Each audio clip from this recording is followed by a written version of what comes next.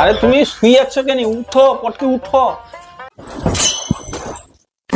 কি হইলা কি হইলা?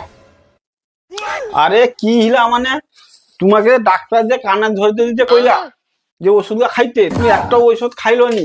তোমাকে কানা ধরতে দিতে কইলা যে ওষুধটা খাইতে টাইম মতন, খাওনি কেন এগা?